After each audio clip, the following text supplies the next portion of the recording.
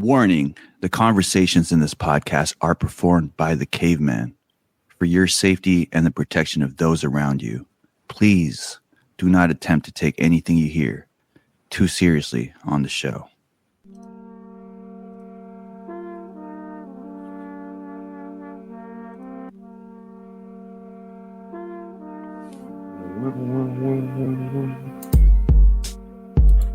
Yo, what's up, everybody? Welcome back to the cave. It's your boy, Jarizi. I'm here with Danny. I'm here with Zach. Before we introduce our guest today, make sure you guys check the comments or the description for the link to a community filled with crazy-ass people like you and me. Check it out over there. Click the link and join our Discord. Today, we got the K4V3 Podcast, and we got a special guest. We got Stijn Fawkes from the Greyhorn Podcast. What's going on, man? How are you doing? I'm good. Thank you for having me. Yeah, man. So personally, me, I've been following you for a while on TikTok and on Instagram, and I felt like you were a perfect fit. So I felt like it was a perfect time to invite you to our podcast. You're a fan of wrestling. You're a fan of martial arts, fan of the occult. It's a perfect blend for the cave. So come on in, my man. How are you doing? We are wrestling fans over here, so I felt like it would be perfect to have you on just to get our wrestling banter out of the way. Are you a fan of AEW as well as WWE? I have watched AEW for quite a while. I mean, life has gotten in between of things, so I haven't really been keeping up as much. But yeah, I think AEW is doing good work. I don't like that people are seeing it as like a rivalry with WWE, like it's the Monday Night Wars all over again.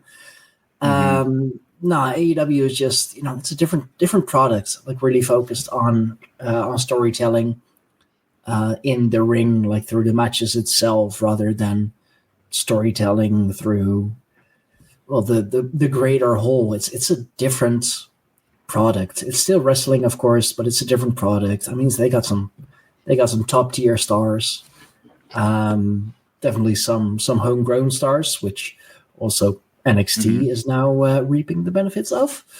Can't blame those guys, by the way. But yeah, like it's good. It's good stuff that they're doing. I really try to keep up with everything, but like almost then I'd have to like make like watching wrestling, I'd have to make that into a full-time job, which is, man, there's so much. Yeah, I mean, hence all the wrestling podcasts that are out right now. There's so many, and I feel like wrestling is in a golden era as far as there's so many fucking leagues to keep up with, right? Yeah. I mean, we even here in the Netherlands, we have two promotions, one a little more known, a little more respected than the other. I've trained with one of them for a bit, so got some first-hand experience in the ring. Never worked any matches though. I was too brash for that, so I always got like removed before I got to working matches. But yeah, I mean, I've taken those bumps. I've taken corner bumps. It's the physicality. It sucks. Oh, yeah. I mean, like, it's weird because I feel like everyone in this panel right now has wrestled as a kid, right? And like, it didn't suck then. You know what I mean? Like, I've taken a full-on hard-ass DDT where my head like actually hit the fucking bed frame, Oh. And that shit fucking sucked. I remember taking it. I'm like, damn, that shit really hurt. Like, how do some people not sell this? You know what I mean? But then hours later, I'm like, hey, my turn. You get over it and you're right back in it. But I guess as you get older, the recovery time shortens and you kind of wear it a little longer. But I listened to your show when you broke down the occult symbolism in wrestling, and that's kind of what I want to talk about about with you.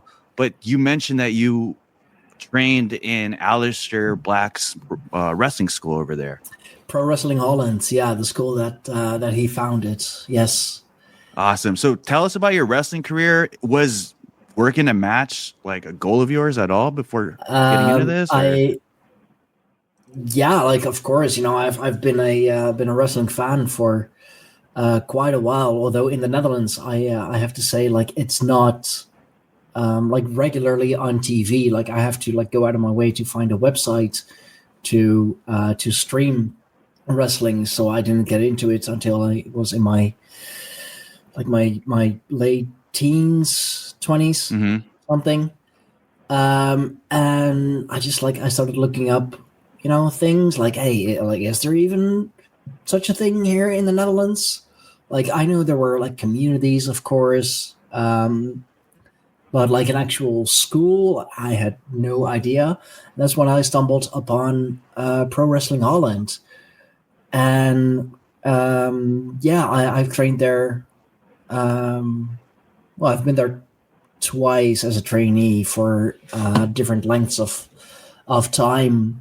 But I started training like pretty late. Like I was already in my 20s, and not as flexible as I was in my teens. You can't do the shooting star press anymore like you used to. I never could, man. Never could. I've never.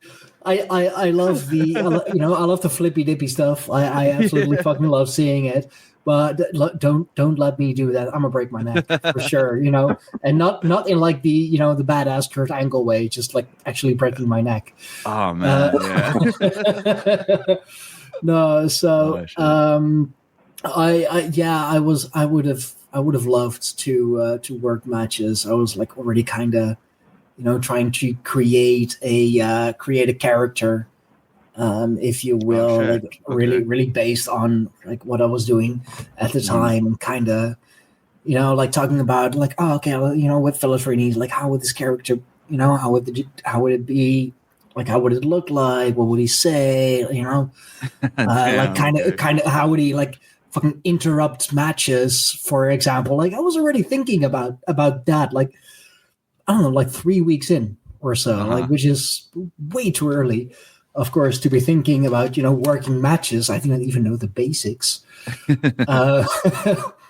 Like I've taken a bump a few times, and I'm like, yeah, I can do this. I'm gonna do this. Yeah, for sure. Just put me in there, coach. I can do it.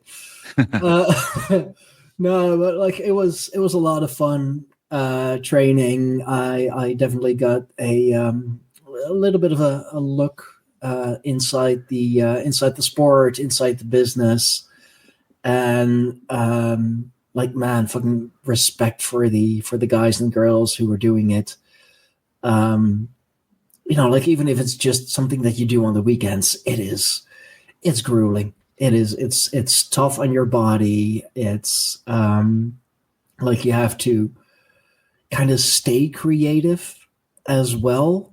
Like especially in terms of character development, storylines. Like of course you can pitch storylines, but they kind of have to make sense, especially with a character. There is so much that comes with like just setting up a show. Like it's not just, like you set up the ring, you put up a few flyers and it's like, okay, let the people come in. No, like you have to get the ring, like the ring that Pro Wrestling Holland's PWH works matches in is the same ring that they train in. So they have to ship it from their training location to the location of the show. Like yeah, I mean it's it's the Netherlands. We don't have the crowd. We don't have the capacity to make it into a multi-million-dollar business. I mean, Pro Wrestling Holland probably can if they want to. They're really the most popular one, most well-known one as well, but. Like you have to rent a van or like ask somebody who, if they own a van or like know someone who owns a van, like a big truck even, break it down, load it in, drive it to the location. Like just setting up a show is a whole day already. I think we're spoiled here in California because we're right by Mexico. And the whole lucha community is like prevalent. Every fucking block you go to, you'll read. Yeah, no, the Netherlands is we're a lot smaller. My wife's American, actually, and like we've compared sizes, like her state to like my entire country, and let's just say my country of the Netherlands fits into her entire state. My hometown, not like where I live now, but where I was born, fits 4 times into the town that she lives in, and she doesn't even live in a major city. So that's so like crazy. Just the comparisons. That's why it's really pro wrestling. Like it's huge in Europe. We have like so many promotions. Like just think of the British wrestling scene, for example, or Germany with WXW, where guys like Ilya Dragunov or Walter, where they started. A lot of guys from Pro Wrestling Holland, when they're getting good, a lot of them will work matches in WXW. So the European scene as a whole is huge, is big, is really hardcore fans. And that's why I just wish that WWE and perhaps even AEW would do more pay-per-views or PLEs. It's such a stupid name. Yeah, I don't like it either. Just call it the pay-per-view, okay? We all know what you mean. Just call it the pay-per-view. I wish if anyone will, AEW would, right? I feel like they've done the 2 all-ins in London. Yeah, I remember the one with CM Punk and Samoa Joe, right? That was in. Yeah. That was the last one. Yeah, where he fought Jungle Boy before he. No, that was the first one, and then Jungle Boy last year too. Love Jungle Boy, man. Well, excuse me, Jack Perry. Now he's kind of leaned into the nepotism. That's good. Yeah, is he still doing the whole scapegoat thing? Oh, I forgot about scapegoat. He when he lost his title to Daniel Garcia, he hasn't been back really. So he's just been off. People who lose to Daniel Garcia usually are different after. You know what I mean? I mean, fucking respect for Daniel Garcia. He's one hell of a wrestler, one hell of a technical wrestler as well. He's a sports entertainer, man. Sports entertainer. He's still doing that? Oh, God. No, he's not. That's all he's got. That's all he's got. I think that's going to be a long-term kind of gimmick for him where he switches, between sports entertainer and pro wrestler. I think that would be his niche. It's funny as fuck. Yeah, but before the show, we were talking about the Attitude Era signs and how you can't have that anymore because it might be anti-Semitic. You know what I mean? There's a lot of things that you can't say anymore on TV, and I feel like Zach said that used to be old school Twitter, like the signs in WWE shows during the Monday Wars. And I think that's true. I feel like that's a way for people, well, let's call it the IWC, right? The internet wrestling community can put out their opinions without being muffled or you know what I mean, silence. So I think that's cool. I feel like what makes wrestling stand out, because let's be honest, guys, it's masculine, like soap opera, right? This is drama. It's well, for the theater kids. It's storytelling, right? It's storytelling. It's the only acceptable male kind of drama, if you will. It's a way to hack into the male psyche, I would say, right? If you were trying to tinker and reverse engineer from the top to be like, damn, they're not watching this shit. How do we make them watch this shit? This would be the perfect Trojan horse to wheel in, if you will. You know what I'm saying? Put in a hot girl, and there you go. That's how no one likes to give them credit, but that's how the Diva started. You know what I mean? Yep. Sable, I think, and Sunny were the ones that kind of led that charge. But yeah, I feel like what makes wrestling special is the interactive component of it with the crowd. You know what I mean? Yeah. There is also, as far as, you know, you and me, Danny as well, and what makes the cave kind of unique is the fact that we mesh the wrestling mind frame and the conspiracy mind frame, because I feel like it sets you up to take in some of these theories and these concepts, because everything is fake, but it's not. It's fake to the point where they're trying to tell you a story to control, you know what I mean, the narrative in a sense. You know, like, oh yeah. You get what I'm saying? It's like it's fake, but there's a way, there's a reason why it's fake, is so that they can kind of tell this story, and they want to tell the story to make you feel a certain way, so that they can, you know what I mean, have you. I mean, that's get in line, an emotional response out of it. Yeah, right. I mean, that's what they say about politics, right? You know, like, first of all, it's just, it's Hollywood for ugly people. True. That's very true. And, you know, like, politics, it is just like pro wrestling, you know, like, in front of the cameras, they're, you know, each other's biggest enemies, and they're like at each other's fucking throats. But, you know, as soon as the cameras switch off and it's, you know, like a day off of work, like, you're going to each other's parties and having brunch and, you know, all that stuff, you know. So right, it's just, I mean, just very boring pro wrestling, and none of the physicality, unfortunately. for the older people, right. You know what I mean, right. For the geriatrics that think that the news is real. Yeah, who'll watch the 6 o'clock news and just be like, oh, okay, well, this is actually happening. Oh, I have to be worried now. Like, no, come on. It's funny because I was talking about, you know, when the crowd says something. First, I was talking about the signs, and, you know, they've kind of tried to control that by saying, hey, you can't have signs anymore. That's why you've seen less signs over the years. Yep. But then a way to almost control the chanting. I don't know if anyone's been to a live wrestling show, but the chants, when it's a genuine chant that, you know, someone next to you just started, it's a feeling, you know what I mean? You feel like you're back in the gladiator days, cheering like one certain chant, and it's like, damn, we're all one body right now. But it's crazy because I've learned that there are plants in the crowd that, you know, incite certain chants. You know what I mean? Like, there's times where, you know, during dead spots in the show, someone will be like, and that person works for the organization to get people to start clapping that cadence, so get people, you know what I mean, tuned in during the dead moments.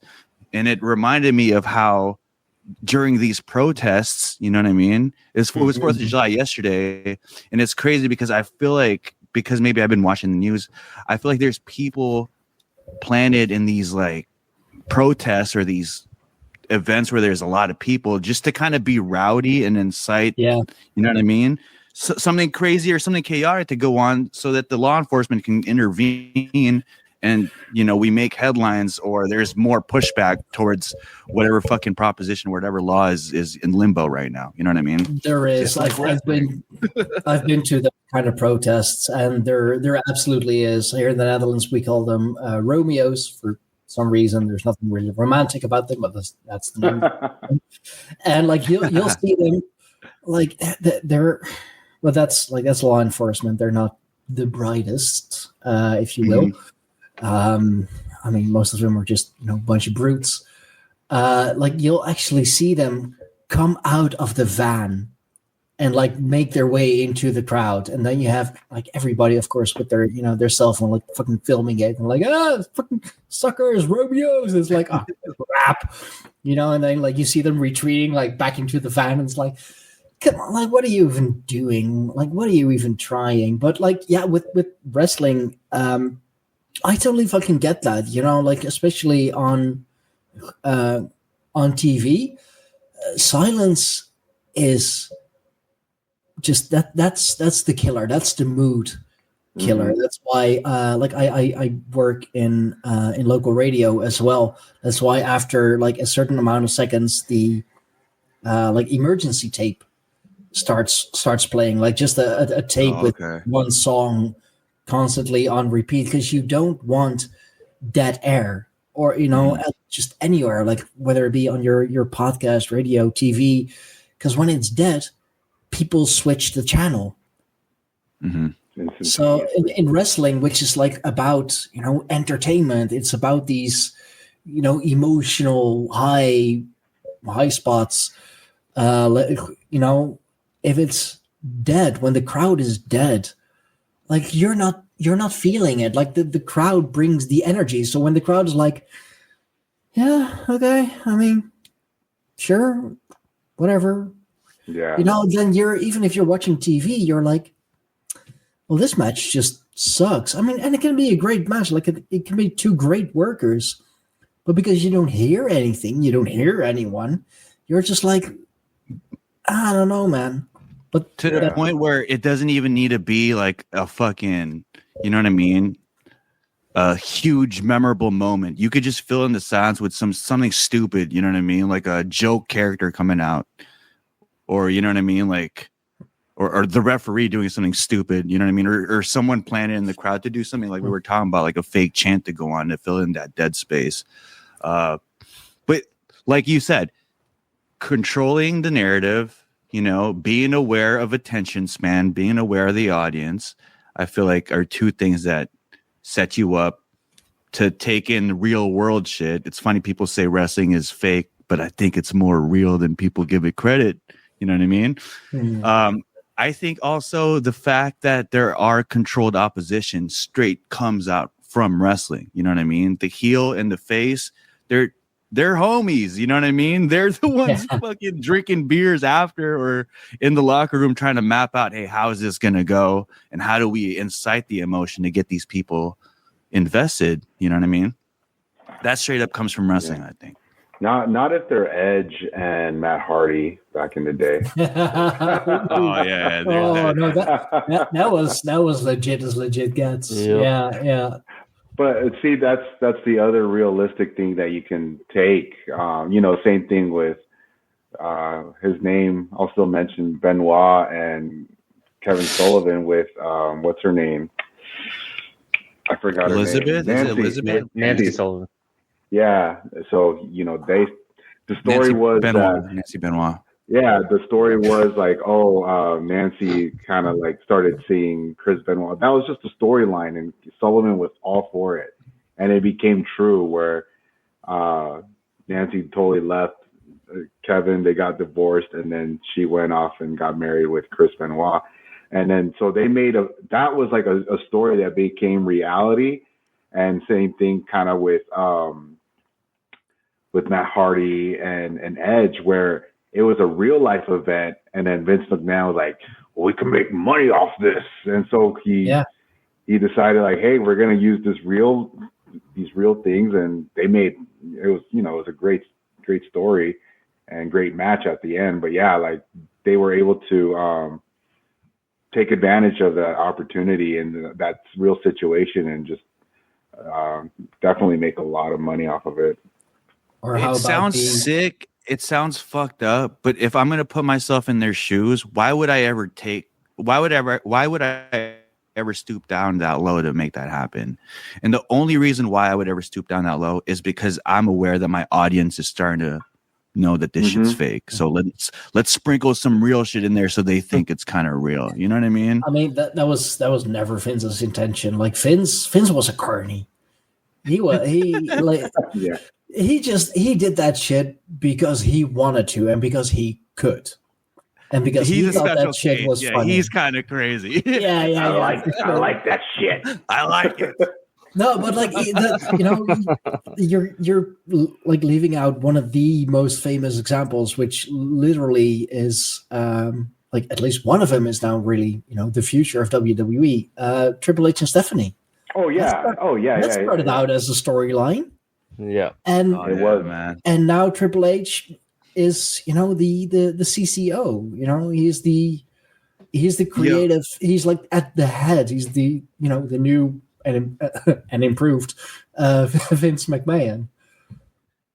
Interesting. I saw this breakdown on social media about how iconic and symbolic his special move is, the pedigree, because he's set up right now to leave a pedigree of Hunter Hearst Helmsley, snobbish snobbish wrestling fucking aristocrats. You know what I mean? So I don't know. He's crazy. Actually, his come up, like he really was the cerebral assassin. He would obviously he was part of the clique, but he would be the only one in the clique that was like straight edge. You know what I mean? Like this guy had the goal of, I don't know if it was to ascend the hierarchy of wrestling, but he just had like a Kobe Mamba mindset. You know what I mean? When it came to wrestling, which is pretty admirable, I think. He knew what he was doing. He knew what he was gunning for. You know, he didn't just want to like grab the brass ring. He wanted to be the brass ring. And yeah, like you can say a lot about him. You can say, you know, like, oh, he did some awful things, like the was it like almost taking a full minute to fucking pin Booker T. Like,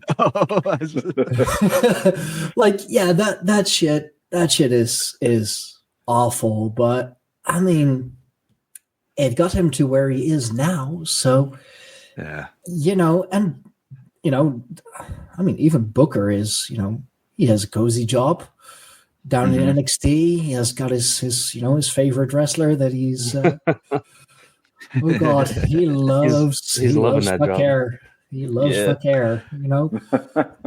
Up close and personal with Stephanie Vaquer when she's doing what is it called? The Devil's Kiss or something? The Devil's Kiss, like yeah. Yeah. Dope ass move. I get his reaction. No pun intended.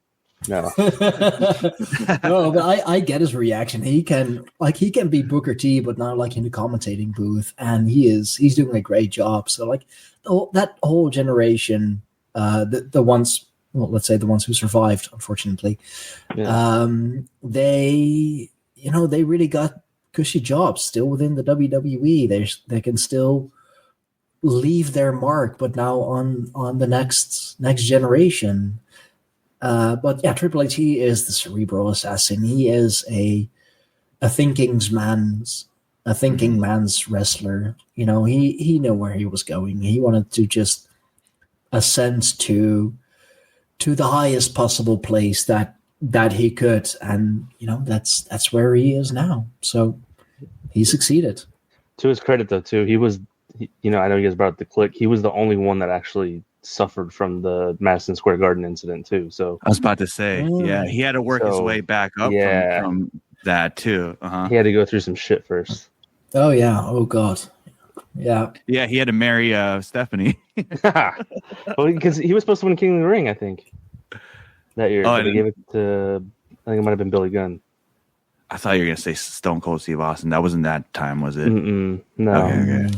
I want to say it was Billy Gunn. But yeah, he was supposed to have a major push, and then that happened.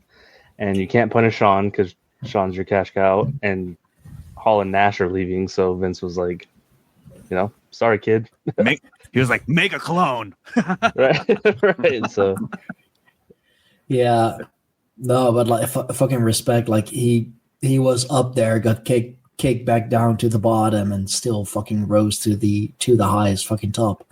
Right. And I think honestly, you know, that whole thing in Madison Square Garden, they probably lit a fucking fire under his ass as well. He's like, hell fucking no, I'm staying here at the motherfucking bottom. Like, I am a fucking champion. I've been a champion. I have tasted championship gold and everything that comes with it. I'm going to be there again. Trust me, I'm not going to be like fucking... Yo, you know. It just sprouted a theory of mine about, like, if that DX... you know, idea was Triple H's idea, because aligning yourself that close with your guy, Shawn Michaels, and being able to be like, hey, push this guy. Nah, don't push that guy. You know what I mean? Pretty much pulling the strings as far as Vince McMahon's decision-making to push the brand during the potent Monday Wars. That could have been some cerebral assassin shit that, you know, Hunter was puppeteering. Because I also did hear that he was the one who pitched the idea to screw Bret Hart during the screw job in Montreal. Did you hear that too, Zach? You're nodding your head like you heard the same thing. I think that was floated out there. Okay. I think it was put in the McMahon documentary.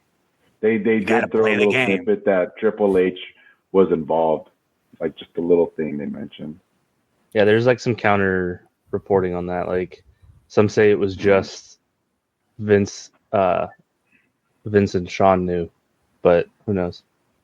Mm-hmm. But I mean, that wouldn't surprise me. Like if you look at Triple H and like he really proved himself down in NXT first. And even, his time in the ring, he showed that he's not just a great wrestler. He knows the business.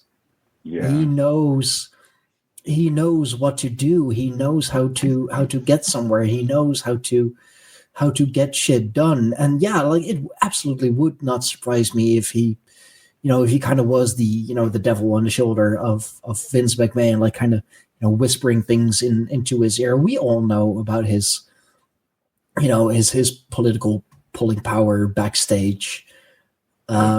And Vince really liked the guy, and that's why. And now it's he's his son-in-law, married to his daughter, having two beautiful daughters, himself. So, I mean, you don't marry the daughter of the owner of a $1 billion company if he doesn't like you. True. That's for sure. I bet he was pissed she didn't marry The Undertaker. I think that was his first hope. Test. That was she separated from Test. It's like the original storyline. Test is just a taller, skinnier, like Triple H. Now that you mention it, maybe he had ideas for Test that didn't. I don't see that pass the test. Undertaker and nah. Triple H and Undertaker is the perfect segue for us to go deeper down the rabbit hole. But before we go there, I wanted to ask you, Zach mentioned this. He thought that Triple H ranks higher than Bret Hart overall as a wrestler. What do you think about that, Stijn? Oh, God, that is... Let me clarify this. Okay. Not like for just wrestling, it's Bret, but like overall, like when it comes to the grand scheme of professional wrestling, I have Triple H higher than Bret. If you add in the promo skills, I guess you have an promo. I would say for the total package, the complete package, Bret may win a popularity contest, but I'd say that Triple H is the greater mastermind. He is the better wrestler, the best knowledge of the business and how to position himself in a way that makes him look good. Bret is just like he has that charisma. He has that shine and the technical ability in the ring. Like he will win a popularity contest, but overall, I would say Triple H is better, more cerebral. I mean, he really honors the moniker. You know what? There's a certain kind of bias that's draped over Bret Hart. But now that I really think about this question, I judge a wrestler by their ability to equally play a face and a heel. And Bret's heel run is not that best there ever is, best there ever was, and best there ever will be. He's too popular for that. He's too liked for that. Like there are just certain wrestlers who don't play a heel well or who don't play a face well. It's like kind of like MJF playing a face. It's like, yeah, okay, like you can pull it off, but we all know you are just that asshole heel that we all love to hate. Right. Or Cody Rhodes was so good. Oh, Cody Rhodes. I mean, I'd love to see a Cody heel turn, though. I hear it's coming. I mean, they've been calling that for like the last 3 years, haven't they? They need to do something. I'm tired of Cody Rhodes just coming out and interrupting or saving someone. You know what I mean? That's like a double turn I've heard over and over. Yeah, he's cool. Captain America, pretty much.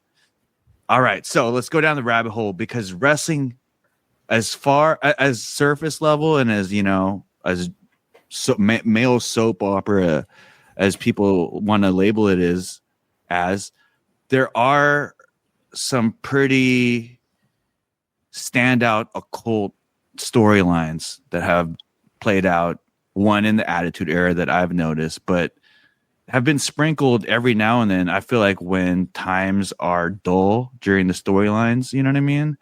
I heard that there was some occult symbolism in the Bray Wyatt Funhouse storyline. I haven't really dug into that, but one thing there's got to be so much in there. Right? I just feel like that whole mind of Bray Wyatt has, you know what I mean, like a deep catalog of occult shit to pull in from.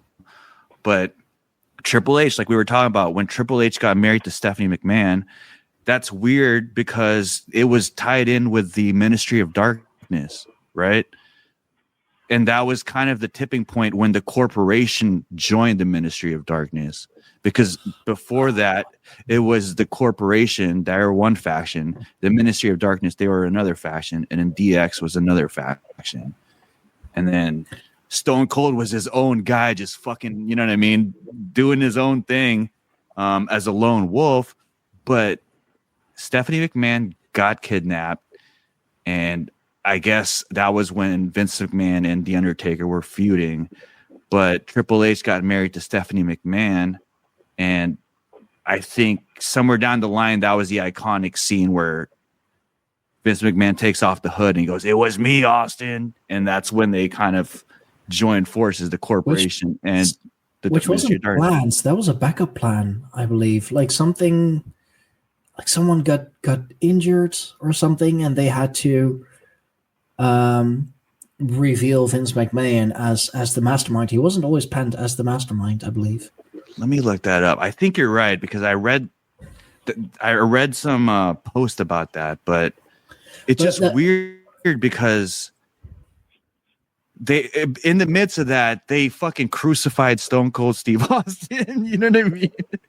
They hung Big Boss Man in the Hell in the Cell. Like, there's a lot of crazy shit that happened during that storyline.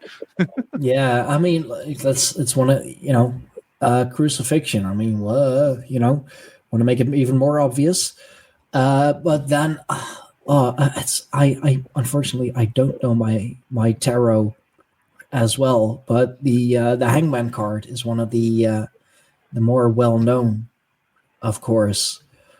I do wonder if there might be a connection to it. I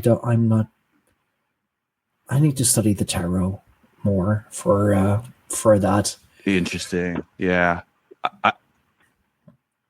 I bet there's some connections, and that makes it a little more real and concrete, but a little more eerie too, because now there's actually a source you can tie into it with an exact image of what they're trying to depict. But and how about I mean that's more the Japanese wrestlers, but the mist that they all spray, and the different colors and the different effects that it's that it has. It's all very like dark and demonic and all of that. Like you have I did, of course, they did a whole show about that with Nick from Occult Rejects. Shout out Nick, great guy, hell of an occultist as well. Like you have so many characters who, basically are incredibly occult characters. I mean, like Aleister Black, right. Being basically the most occult of all of them, and he is that occult guy. He is that. That is both. That is Tommy and that is Aleister. He just portrays an exaggerated version of himself. He is an occultist. He is into that all of that shit. That's not a gimmick. That's who he is. Right. Like I know that for a fact. Finn Balor, Balor being one of the great gods of Ireland. Of course, pulling from that that side. He is Irish. He is proud of his heritage. Even like we can take it even further. Roman reigns. The Roman Empire reigns, and he's got his logo is basically the 33 with the nail in between. Let's go. Seth Rollins. Come on, like Seth, really? Dean Ambrose. And you could possibly even tie that into Ambrosia, the nectar of the gods. Wow, and they formed to make the shield, which is pretty interesting. Yeah, they were looking too deep into that. And like three of them. Yeah. And each, like really a character, each an archetype, really in of themselves. I mean, like at a certain point, even speaking of architect, calling Seth the architect, which is of course kind of a nod to Triple H, to his mentor. He was the cerebral one, as Seth is the architect. He knows. He has the blueprints. He knows how to work it. He knows how to build it, but also, to tear it down, of course. Keep in mind, he uses the pedigree too, which is past, only a certain amount of people use the pedigree. He's one of them. That is really, a passing of the torch. I mean, come on, Seth Rollins, he was Triple H's golden boy for sure. I mean, if only his knee didn't give in. It's a fun thing to speculate about on another time, perhaps. Yeah. What would the future of Seth Rollins have looked like if not for his knee injuries? It's like comparable to Shawn Michaels' back injury thing too, but Shawn came back and had a better career again, like we said previously on the show, arguably a better career. Seth has reinvented himself a few times, in the character that he now plays, like the very flamboyant, over-exaggerated one. I mean, it's not my favorite, but it works, But like wrestling and the occult, it goes hand in hand. It comes from the carnival. The carnival definitely has an occult background. The circus has an occult background. Or occultism, yes. Weaved into it.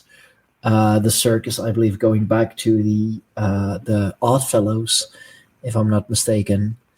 I'm having someone on another show that I'm involved with this Wednesday to talk about that.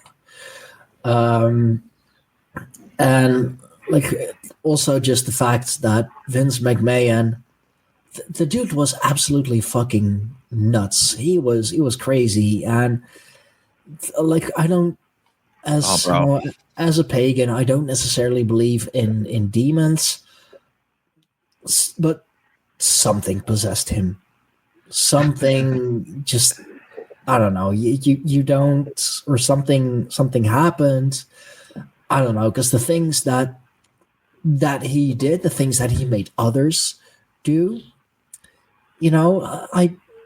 a lot of them had to be rituals, like rituals within the ring, and then the ring as an altar, like it is raised already in front of a crowd, which makes it all the more powerful, especially because they have no idea what's going on, but they love what they're seeing, so they are interacting, they are giving their energy to it, absolutely amplifying it.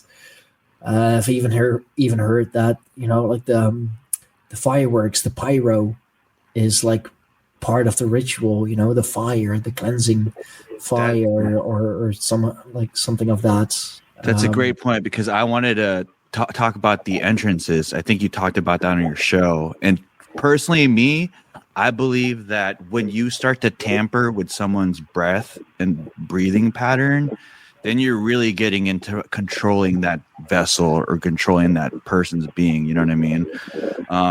But you talked about the entrances and that kind of being a ritual for the audience and the fans to kind of get into character and tap into that. You know what I mean?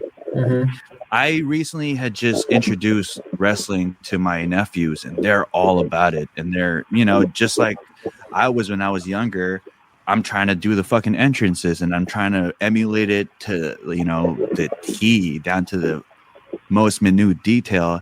And it's interesting because the thing that separates people that try to emulate and imitate entrances is the pace and the look in their eye and the way that they're breathing. You know what I mean? Yeah. One famous example is Roman Reigns.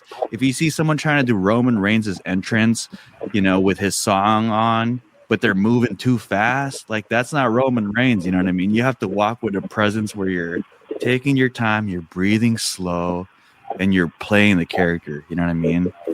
He's becoming the character. Yeah, exactly. When you start breathing the way that they're breathing, that like cascade effects to slowing down your heart rate and then, hijacking your brain waves, whether you're, emitting a slower brainwave or a faster brainwave, depending on how you're breathing. But altering your brainwaves alters your thoughts and alters your consciousness. And you start thinking like the tribal chief, interesting, or Demon Finn Balor. And it's weird because Demon Finn Balor's entrance, he's motherfucking crawling on stage. And every Exorcist movie where a demon possesses them, they're fucking crawling. You know what I'm saying? So I think there's something to the possession theory and the entrances, which is crazy because you add in music and how music can affect one person's consciousness, or just water if we're talking about somatics. You know what I mean? Pretty crazy. Yeah, bro. No, I've even I do like catch wrestler interviews every now and then or snippets of it, and I even caught one the other day of like Rhea Ripley saying that before she goes out there, like she's all nervous and like she's like, I don't know if I can do this, and just like her mind going a million miles an hour. But as soon as she steps through that curtain, it's like, I'm here, bro. And if you take into consideration her song, that's creepy. Her entrance is demon in your dreams or something. My Motionless in White, which is a great metal band, badass song. Like metal and the occult that goes like hand in hand as well. So why not? Yeah, she's got a dope ass song, and it's weird because like my nephews are like 4 and 10, and they're asking me to play the song so that they could do the entrance, and so I'm playing the song. And when you have Apple Music, when you play the song, usually the lyrics pop out. And so I'm reading the lyrics while I'm watching it. I'm like, damn, I don't think I should be playing this song. No, but like that's the thing. Like unless you consciously like read the lyrics and think it over and actually listen to the tones, you have no idea. Like like you said, like it's a badass song. And then I started reading the lyrics. Yeah, that's that's what happens. And also like with the entrances, like that's what you do with every ritual. That's how they do it in the like in the Masonic temples. They first have the entrance where they guide the initiate in front of the altar, and then the actual ceremony begins. It's what we do with with pagan rituals as well. Like first we have the setup, the intro.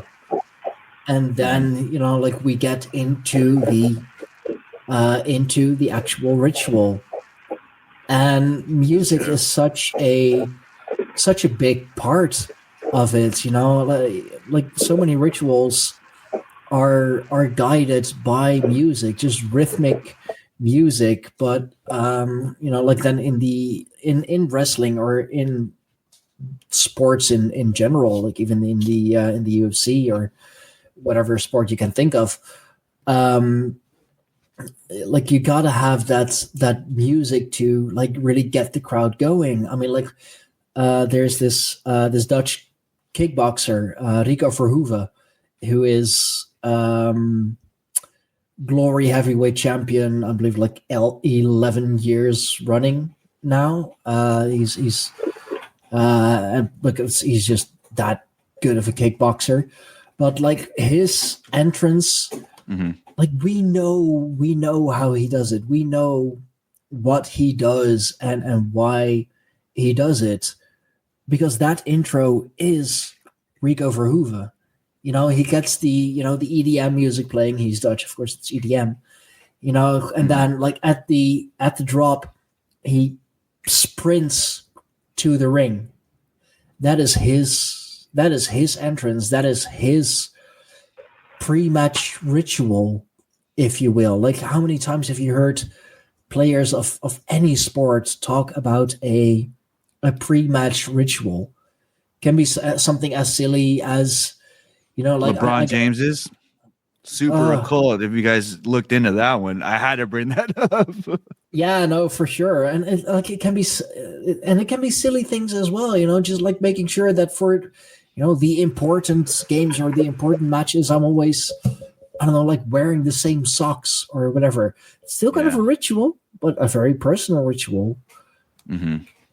I'd say like even the championship matches are a ritual, because now we're bringing gold, and however, you know what I mean, gold affects everything subatomically or quantumly.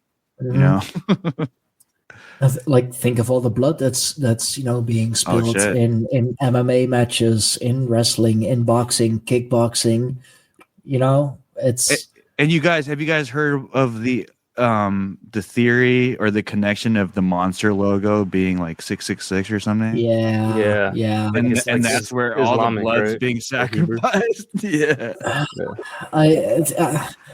I get it. Sure, it kind of looks like it, but it's, I don't know. Is it a reach? Is it a reach? In my opinion, yeah. I mean, Monster Energy. Like you don't become a huge brand like that without doing some things or having some skeletons in your closet. But the actual logo being the 666 and Monster, and it's a fun theory. Interesting. Yeah, I don't know if y'all know, like recently too, with the whole story, where The Rock was asking Cody Rhodes, he wanted his soul. Bro. He wanted his soul. What the fuck was that, dude? And then, because I'm like listening, I'm like, we're missing this important piece. Like, this is huge. Yeah. And then same thing, Travis Scott, which he had his incident a couple years ago with the music festival. Tell him. And you know what, all that. So it's like they brought this guy out, and he's like going with like burning sage or something, and then what the other thing too is like when he hit Cody Rhodes, like he actually decked him, like, so it wasn't black eye just like, ritual. Did he have a black eye? He had a black eye. Oh, stop. Crazy shit, bro.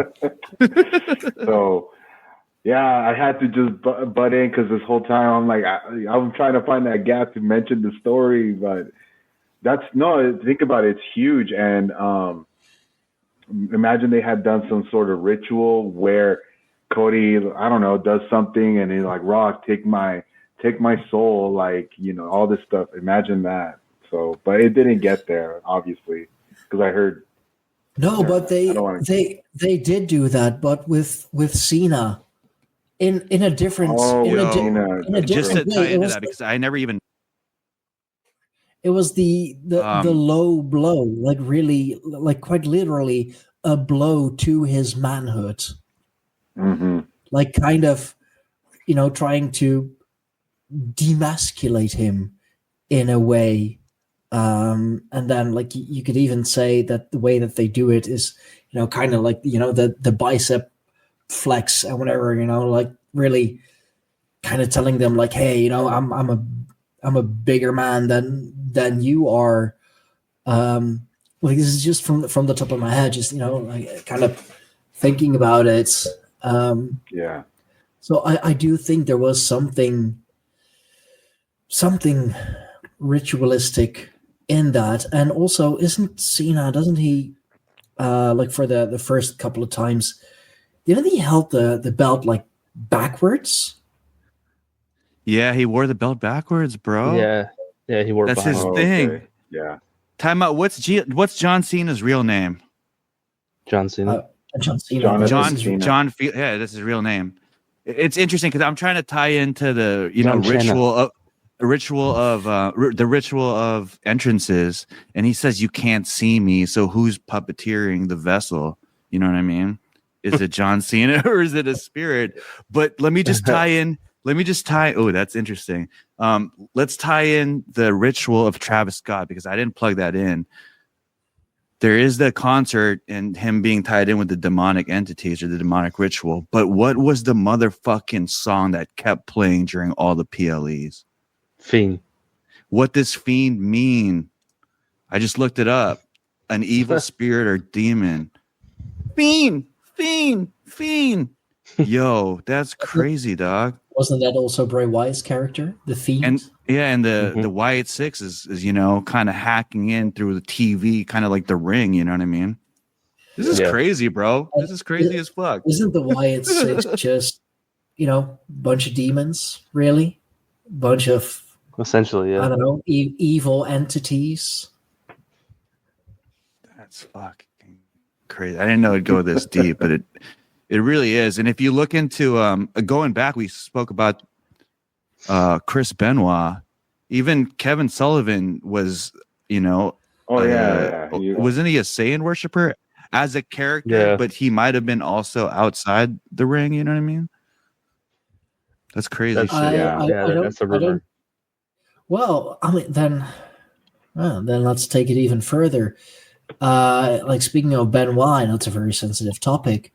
Do you believe that what happened with him is actually what happened? We know CTE is a real thing. He was definitely fucking suffering from it, and he had a flying headbutt, which might have accelerated CTE a little, perhaps. Yeah, sure. Jump starting it. Jesus Christ, man! But like, was it actually what that was? Oh, and also to like kind of tie into it, Bray Wyatt died on Vince McMahon's birthday. Dang. What the fuck, man? Sheesh. That's a mind that blows your mind. I personally don't believe in the mainstream narrative of what happened with Chris Benoit. I believe in the conspiracy theory that Kevin Sullivan possibly set up. Because wasn't the call made? The reason being was the call with Chavo Guerrero. I think Chavo said something about, I don't know if that's what happened. And to me, if something happened to me and you ask Danny or Zach what happened and they're like, no, I don't think that happened, that should be a red flag. You know what I mean? So that's my belief and the reason being for that. It's kind of like, the whistleblowers like telling everyone like, hey, whatever happens, I am not suicidal. And then they end up, like jumping from a bridge, hanging themselves, slitting their wrists. It's like, I don't know, man. I don't know. Yeah. The theory though, with the Benoit thing like that, I think I first heard that after watching the Dark Side of the Ring, the episode on Benoit, and it might have been Jericho who suggested that there could be more to it, I think, in that episode. But tying in Kevin Sullivan, I think some people do speculate that he is some way linked to it. Speaking of Jericho, that's a good one, actually. How much would he know? He's been in the business for so long. He's done, he's been in WCW, he's been in WWE, AEW, ECW. ECW. He was that like kind of the billionaire whisperer, as he called himself. He always manages to stay relevant one way or another. How much would he know? How much dirt would he have? How much skeletons would he have in his closet? Probably a lot. Think so? I don't think he's like that. I don't think he's one that's shy from telling what he knows. Right. If I we know that much about him. He doesn't shy away from speaking his mind, and fucking kudos to that. Like, absolutely, there's too much of that already, and I think I don't know. He knows the business inside and out. I mean, you don't stay relevant for like what, 3-4 decades now. I don't know how long. If you don't know the business. And I think generally speaking too, he's well liked. I don't know too many people that don't like him, like that legitimately don't like him. No, and he really thinks about the the future of the business as well. That's why he went on board with AEW, because he was like, I've seen this, I know this, and like, if Jericho is on board, if Jericho is saying like, I'm in, it's good, because he doesn't do things that he doesn't believe in. Right. I agree. Yeah. And you have to be well liked to have gotten both championships over fucking The Rock and Stone Cold, bro. Dude. that gets lost in the shuffle real quick. I mean, holy shit, man. He's got an argument as far as like a goated character, you know what I mean? He's got an argument to be even and Mount Rushmore of wrestling. Oh yeah, for sure. He is up there. Like in Japan, he's he did great work as well. As a very typical Gaijin heel wrestler. He did a great job, for sure. Yeah, but Chris Benoit, I feel like, is a huge conspiracy theory in WWE that, if you really look into it, has satanic tie-ins into it because of Kevin Sullivan. So Bray Wyatt, again, like we said, the Fiend and Travis Scott. So this is pretty interesting because it started out with the Ministry of Darkness, where you can't deny it. You know what I mean? Out of all of Undertaker's iterations, like, that was the most demonic. You know what I mean? It's even more demonic than Kane ever was, I feel like. You know what I mean? And Kane was literally from hell. Yeah. Kane is your stereotypical demon, and the Undertaker is the summoner, right? Would you say? Yeah, he's like the undead's dark wizards, if you will. Like, I don't know, the Undertaker as a character, as like the whole dark magic character.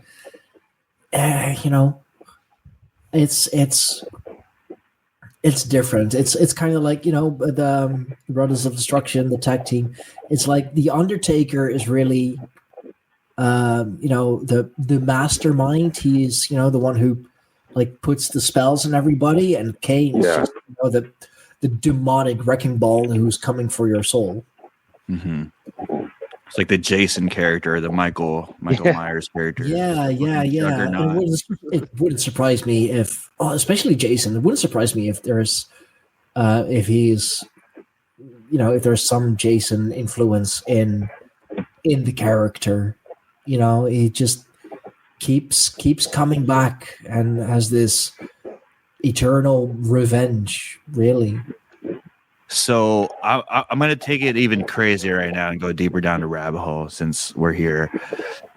We mentioned the potential. Well, first of all, we mentioned the rituals. We mentioned the storylines. But Stijn, you mentioned the potential blood component of.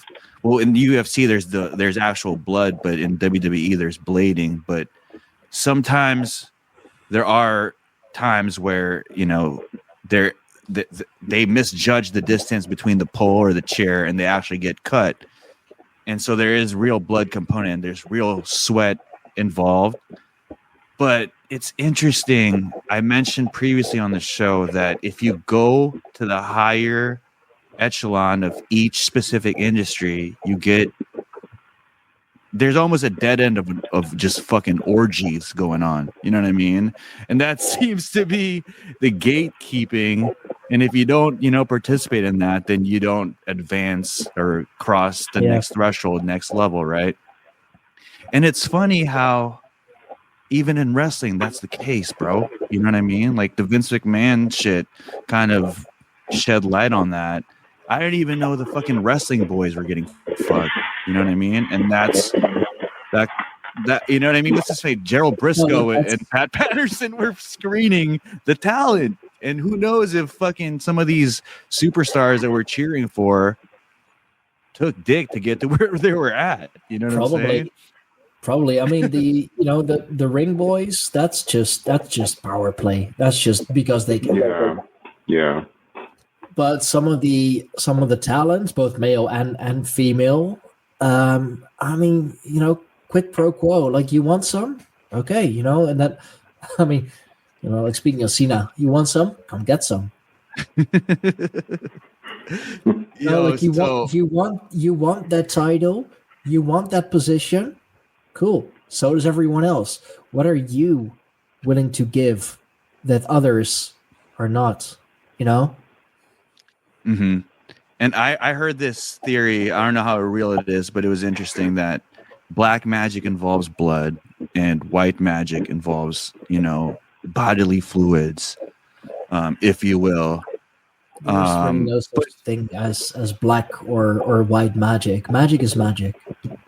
Which is what a third lane of people believe, and they mix the two, right?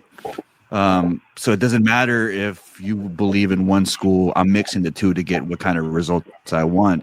And there's a theory that the elites do that. You know what I mean? The elites do orgies, they do sacrifices and shit with intentions of advancing their careers or, being the best that they can.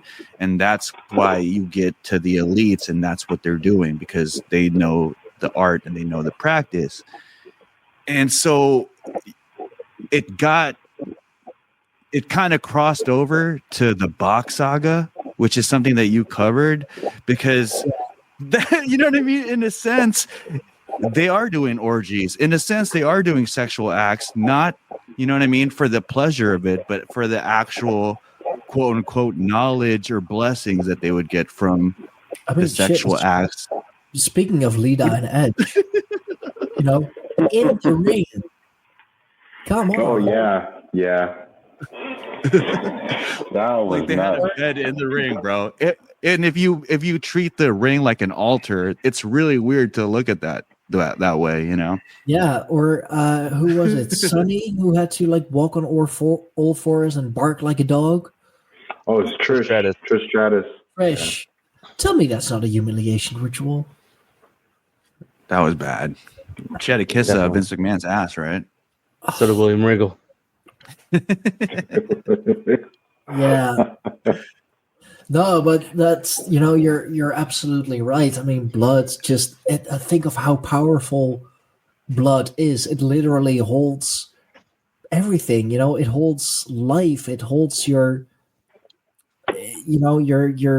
who you are. Blood memory. It's a real thing. Your blood is the bloodline. Really, that's why they're hyping it up. It's why that shit works. Oh, we're all family. They are actually family. They are blood. They are blood related. And just it's such a, and also because especially on a white canvas, it is so noticeable. Like you cannot, overlook it. It's just. It's there, and you have to pay attention to it, whether it's the hard way or accidental, scripted or not. Think Brock Lesnar and Randy Orton at SummerSlam, when fucking Brock Lesnar, the Beast, the elbow, right? Yeah. That was the hard way, but that was scripted. Yeah. Jericho was pissed about that too. Oh man, he stood up to Lesnar, and that's fucking the balls in Jericho to do that. God damn. Yeah, man. The balls in Jericho. Balls in Jericho. That's good. Okay, yeah. I like that. You'll see that on his shirt soon. Okay, Mark. Oh, he would put that on a t-shirt for sure. That's hilarious. No, but just it's so powerful. Like, you know, blood is life. You know, quite literally.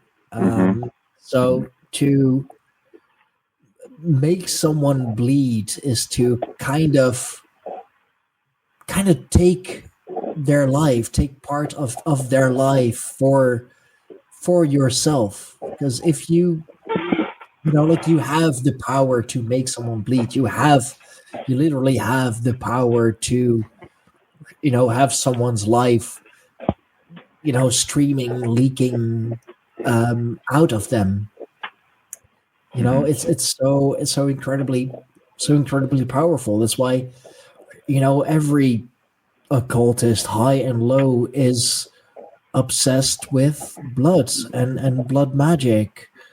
You know, the drinking of the bloods, the bloodletting, or even in you know, in witchcraft, menstrual blood, for example, is used in, you know, kind of in you know, powerful rituals as well. It's such a, and we don't, you know, like, on a day-to-day basis, we don't realize that. We don't realize the power that blood has, the power that you know, regular blood contains. Yo, the bloodline tie-in was crazy, yo, because they're like the fucking main focal point of wrestling. I would even say there are no bloodline members in AEW, but their aura is felt in that promotion as well, you know? Aren't there? So I don't know if there are. I know JC Mateo came from, I don't know if I know he wrestled in AEW, but there's some Samoans looking wrestlers in AEW, but anyone who's Samoan, Samoa Joe. Yeah, Samoa Joe. You know, at home they're talking about, is this fool fucking related to the fucking Inoue or anyone in the bloodline? No, he's not. Joe is not. No, he's Samoan. He's not bloodline, I believe. Yeah. No, he's not. I'm asking Grok right now. Yeah, go ask Grok. But just to add to your point, like, having members of the bloodline spill their blood on that canvas is pretty significant. You know what I mean? Right. So, I mean, even Cody Rhodes, we talked about Jack Perry and the nepotism. There's a lot of nepo babies in wrestling. And so tying back into the bloodline theory, even fucking Bret Hart, you know, going back to Stu Hart, Owen Hart, there was an actual live sacrificing on air during a wrestling event, bro. Jeez Louise. Yeah, so, crazy, bro. The Blue Blazer. So Samoa Joe is not part of the family. He is of Samoan descent, but he is not related to the Anoa'i family or the Maivia. He just has that. He needs one of very few, probably.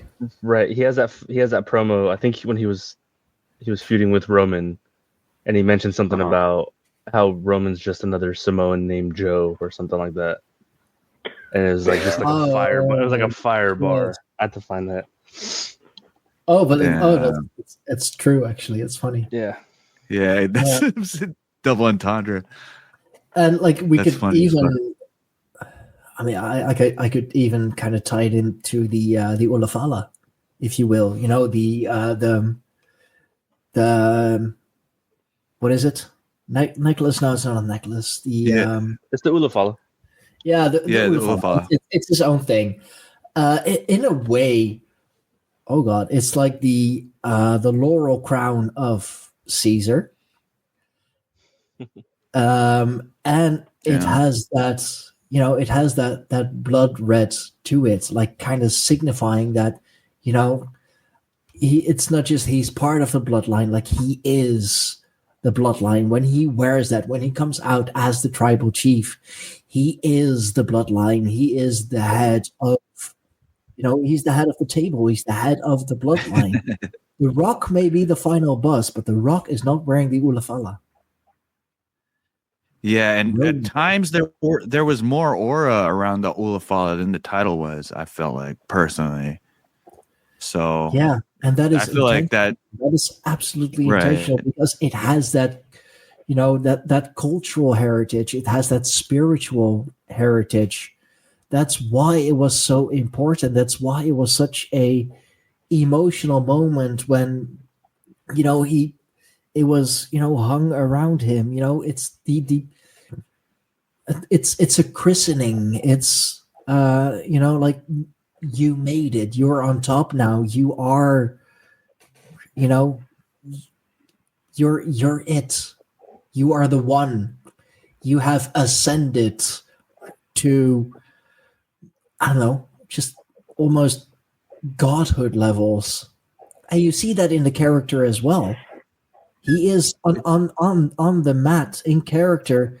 He is God. He can do whatever he wants. He had the shirt that said God mode activated. Yes, he did. Fuck yeah, man. And like, greatness on a different level.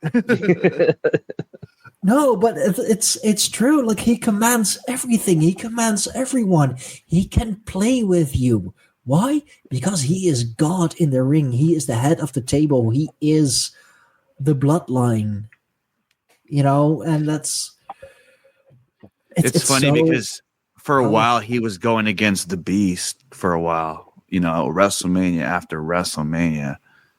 And there was that one infamous promo where he's like, "This is my ring. This show belongs to me." So there's a lot of evidence that, this is my camera. These people work for me. So, it's pretty convincing. And it's kind of, it trips me out. We talked about wrestling being huge in Europe. We talked about the blood sacrifice. We talked about the rituals of entrances. But talking about the bloodline takes me back and makes me remember the origins of wrestling and how big it was in Hawaii and within the Islanders. And, you talked about rituals in your show when you broke down the occult wrestling, and the haka is something that the Islanders used to do to evoke a warrior spirit. So, you know what I mean? The proof is in the pudding, man. Like wrestling is literally like probably more of a primitive way of storytelling before words were constructed to make sentences type shit. You know what I mean? They're just like bad versus good.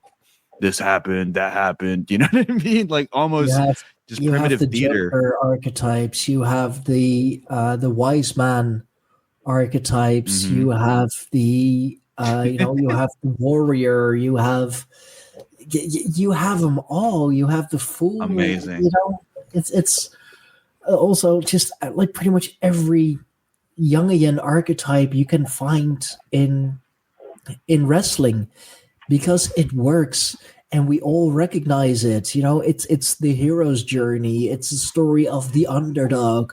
It's bad versus evil, and evil can only win so many times before the good guy has to, like his final moment, his final comeuppance, and he gives like one last fucking shot, and then he fucking won, like fucking finally. Like, imagine the energy release when that happens. And that's just like Rey Mysterio beating Big Show. Anything is possible. David versus Goliath. That is David versus Goliath.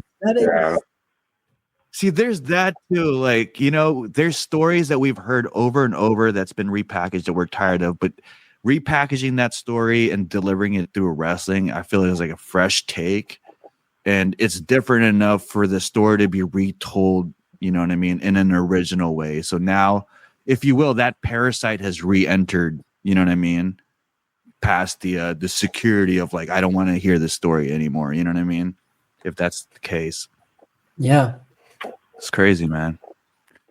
No, insane. It is. And I think, like so many stories have been retold over and over again. The hero's journey is like the most well-known there is. It has been told in so many ways through so many mediums, and as long as you can identify the characters, as long as you can identify with the characters, or even if it's like just one of them, like one of the examples that I brought up recently on a show, The Lord of the Rings. Like, how many Jungian archetypes can you find in that? How big of a fucking hero's journey is that? You have the wizard, you have the warrior, you have, the simple man, the hobbits, who are creatures of habit. You have the dark wizard, you have the evil overlord, you have the kind of the fool / Joker in Pippin and Merry. You have the I don't know, like the lady in distress, and then like even too, like you kind of have the because you have the fiend too, as Smeagol. Yeah, the demon, greedy ass. Corrupted. He got corrupted by the ring, which is very Saturnian symbolism, of course. A gold, semi-gold looking ring at that, in which the text only comes visible when in fire or extreme heat. Like, just in the Lord of the Rings, there is so much in there, and as there is in wrestling, who was one of the greatest like Joker / fool characters of all times? Santino Marella, and we still talk about him. Like you just mentioned, like John Cena. It is still. It is still relevant, and he hasn't wrestled for ages. But he was such a great fool. He was so good at making a fool of himself, and that's really like it's one of the key archetypes there is. Mm-hmm. Cody is now like really presented as, as the hero. It just you can find it anywhere. That's why there was so much backlash against R-Truth getting released. He was like the fool, like it resonates with so many people. But a fool to the point that he's become a hero in a way. Like, he also just stood for the everyman.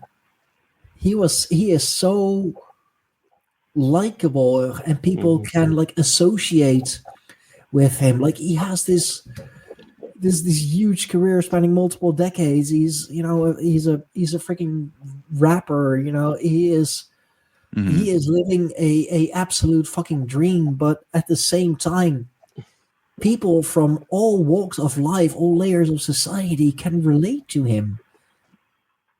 Just to the point where social media was able to reverse that decision. Right? I don't care what TKO says, saying that it was a work or it was part of the storyline. It wasn't. Let's just be honest. No, definitely not. Definitely not. They were looking at their checkbook and it's like, oh dear, he's costing us a lot of money. He has a very long tenure. We got all these rookies who are, we can still make a lot of money off. Let's just let him go, which was the stupidest decision they have made in quite a while.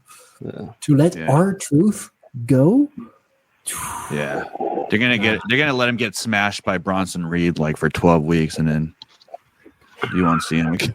They were definitely saying like the Lucha Bros aren't going to pay for themselves either, and bringing Aleister Black back and Rusev and bringing in Mariah May, like it made sense as to why they made that decision, but it was just sure. But then let some other people go, like for one, don't bring Goldberg back. Oh my god! That shit cost Jey Uso the title, bro. Yeah. But there are so many other people that they could have let go. People who weren't on TV or whatever. It's just R-Truth, dude. they had to know the backlash that was coming. Yeah. Both external and internal. It was very loud. It was. We could keep up this conversation and with the kayfabe and but in reality, what I really think is they knew what they were doing, and so they let him go to bring him back on as a new. He's what's his new name? You're saying they fired R-Truth, but they hired Ron Killings? Is that correct? You're saying the story is correct. That was okay. I mean, I see you. So we can, they love it when we have these kinds of conversations because, look, now they're talking about it. But I think, again, and I don't want to be that wrestling fan that looks behind the veil all the time. No, because I enjoy being part of the kayfabe world from time to time. But in this case, I really think that, again, it was probably Triple H working a little bit of his magic, along with Ron Killings, hey, this is what we're going to do.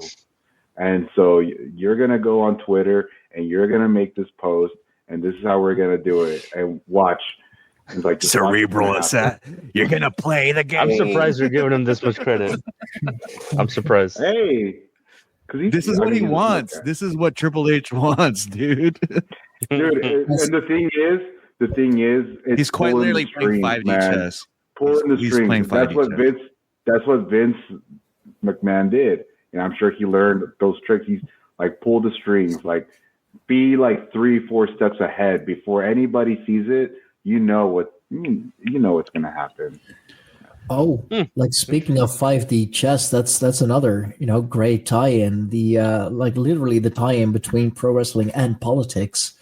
Donald Trump is a WWE Hall of Famer. In his, I believe his previous cabinet, it was Linda McMahon. The wife of who was his Secretary of Education. Education, bro. Education. Oh my goodness. The battle of the billionaires and whatever. A great match, by the way.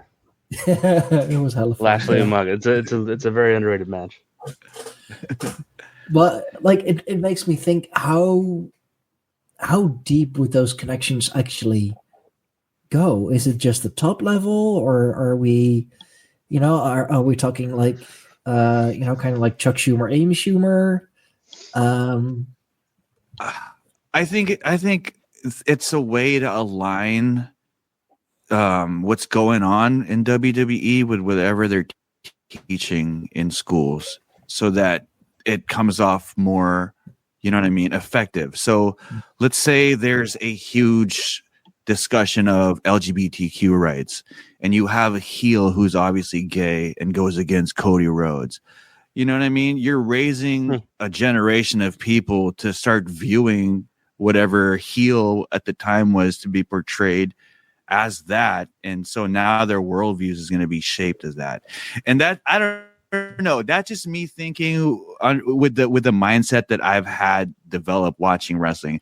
And like I said, I think wrestling sets up your perspective to be able to take in these concepts, because knowing what Danny said, that Triple H might have fired R-Truth, hired him as Ron Killings, and then orchestrated this social media campaign in order to get people invested.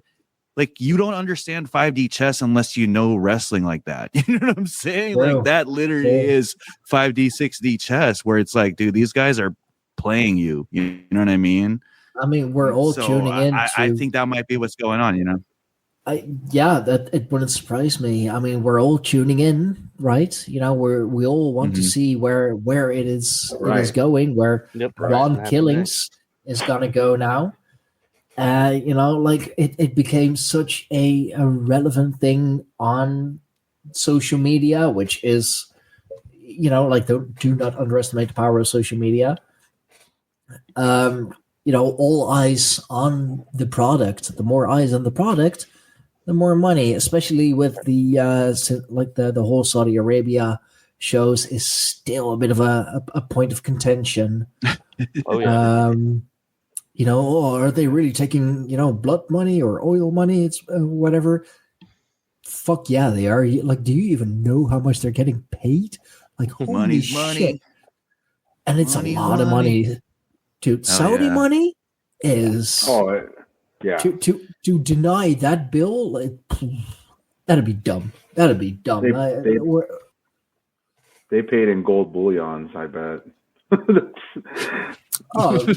Just gold bars, probably. Yeah. Barrels of oil.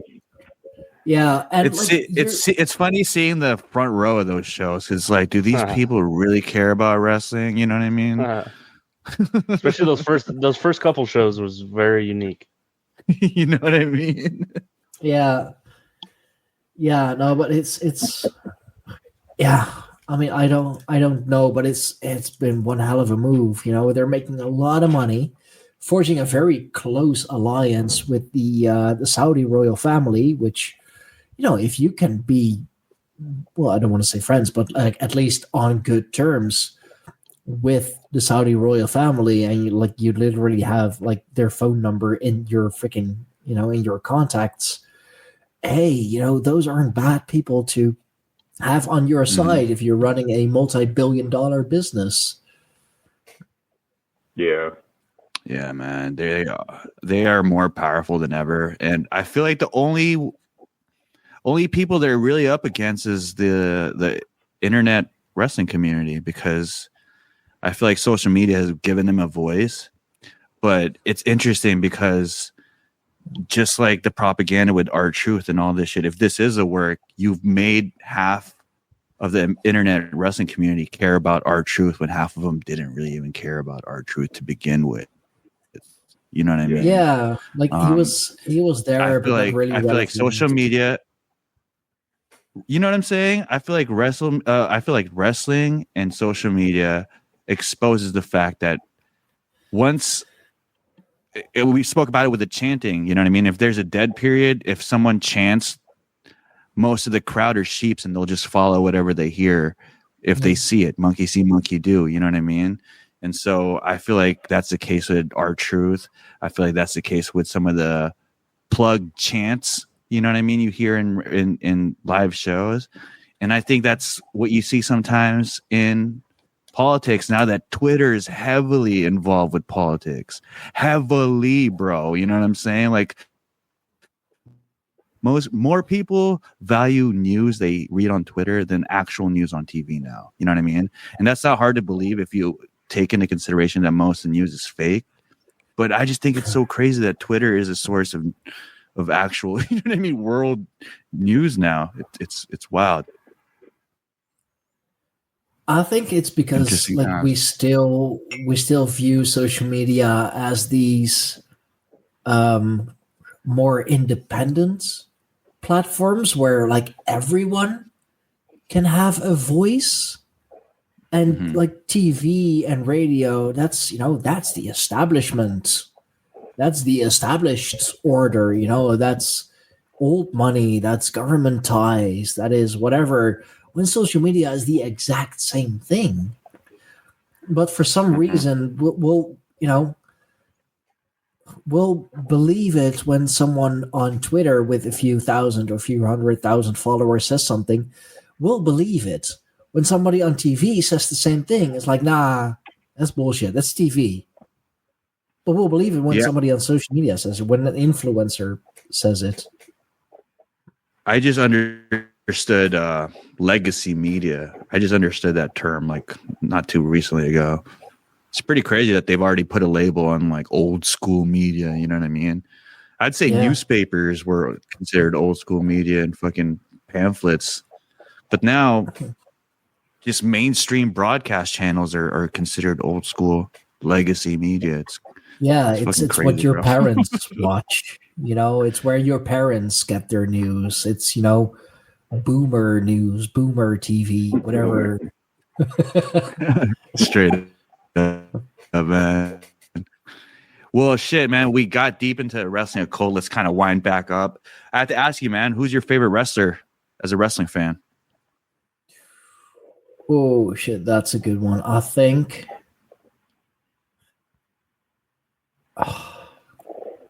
I don't know, Penta. I just Pentagon. Ever since I watched him, yeah, man. Like ever since I watched his stuff in Lucha Underground. Oh yeah. Oh man, he is like I'll always be a fan of whether it's Pentagon Junior, Pentagon Dark, Penta El Cero Miedo, that like whoever, I'll always be a fan of him. Mm-hmm. So Very yeah, cool. I definitely say yeah. That's awesome. I'm happy. Sorry. Okay. I'll go in. He's definitely. I'm happy he's like getting the pushed heavily by WWE. Yeah. You got a little lag there. It's all right though. Yeah, my bad. But I say of the what's his face? Ray Fenix is kind of struggling as far as getting. I thought Ray Fenix was going to get as much momentum as Penta was, but Penta is more marketable. Better, I think. Mm-hmm. Penta is more marketable than Phoenix is. I don't know. It's just his manners, his look. Mm-hmm. He's Charisma he's too. more. Yeah, I mean, don't get me wrong. Phoenix he's a great wrestler. He's a great worker, but I don't know. It's just he doesn't.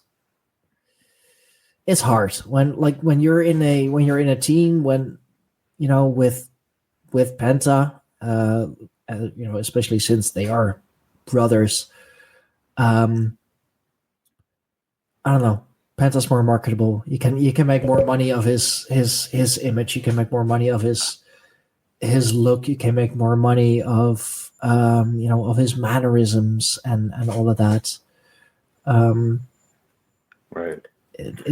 Yeah. No, even the difference between like I would go to a great character and a great worker. Phoenix is a great worker. Yeah. He is a great luchador. I am not taking anything away from Phoenix. Penta is the better character. By far. I agree. And that's what WWE likes. That's what they're looking for. They're looking for characters. People that you can make toys out of, masks that you can replicate and sell. Right. Merch sale over matches, baby. What about? Right? I hear they're trying to push Mr. Iguana. That's what I was going to bring up. Like, speaking of, because of, he's very popular right now. That one match that they did at Worlds Collide, which I saw the event. It was great. I saw that match. I thought one of the guys did with well, the Spanish fly on the iguana. As far as all the gimmicks go with like props, I think he takes the cake as far as acts with a gimmick like that. You know what I mean? Mr. Sacco was cool. The Cobra guy, that he was funny, but this guy is revolutionizing that act, and I respect it. You know what I'm saying? I don't know if a push in a main card is warranted.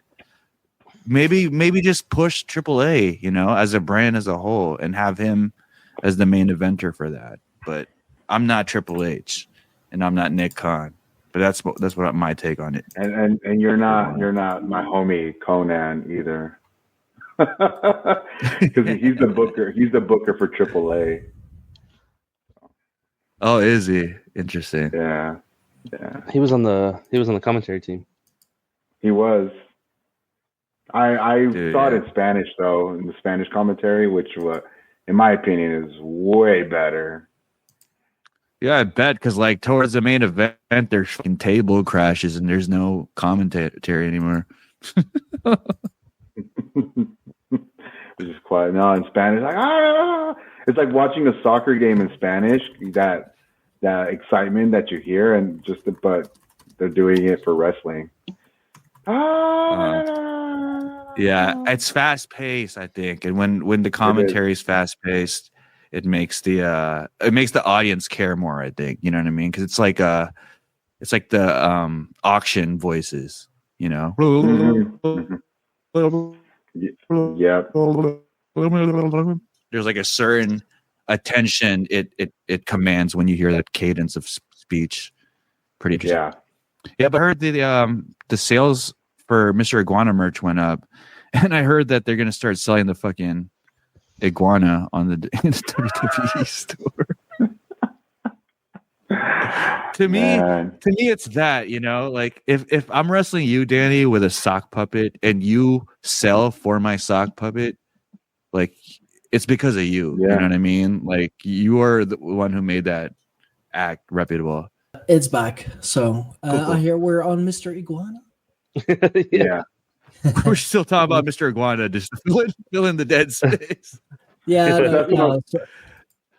That's what I was saying, though. Like the way they used. Sorry, Stijn. Go ahead. No, go ahead, man. How they used his prop, the stuffed iguana, on that one match. You know, just doing moves. But when they did the one Spanish fly on him, man, I just started cracking up. And normally, I guess, from what I heard, is that Mr. Iguana will he'll throw it out into the crowd, and people, and then they throw it back at him, you know, kind of thing. So it gets That's the audience. But it's part of the thing. So if you don't throw it back, I don't know. But yeah, it's everyone. The whole about it. Match stalls. I love that character. When I saw Worlds Collide and I saw Mr. Iguana and like how he wrestles, how he does things, he's a great character, and I really, really hope WWE doesn't mess up his character. Although I probably with Triple H at the helm, I'd say he has a better chance of succeeding. Again, a very marketable character. Yeah, and he wouldn't be successful just based on the iguana gimmick alone. Like his look, his mannerisms, like you said, and his moveset, packaged together, I feel like sells the whole, character as a whole, I think. There are points that he literally moves like an iguana. Yeah. and I saw a short documentary type thing on YouTube about it, and the crossbody, that is something that iguanas actually do. What the fuck?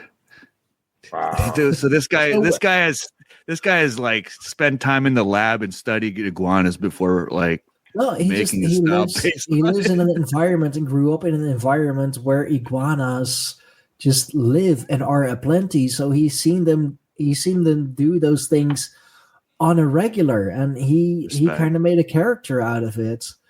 Crossbody. Mr. Iguana is doing a crossbody.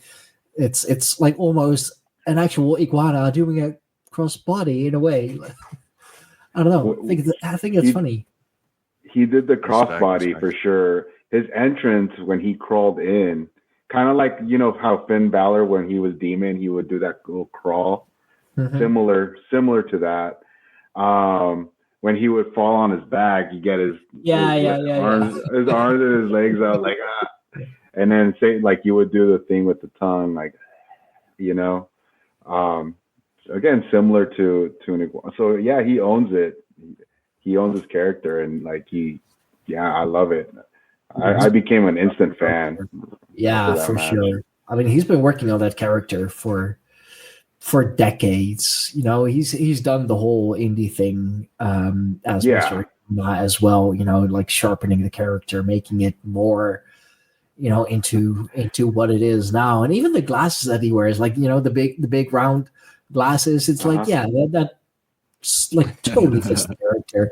And I love that. We don't see that enough. Nah. In modern, not in American wrestling. Yeah. No, definitely not in American wrestling. There are no real characters, I mean, we know Roman Reigns, he is, he's the head of the table, mm-hmm. and he exhumes that, sure.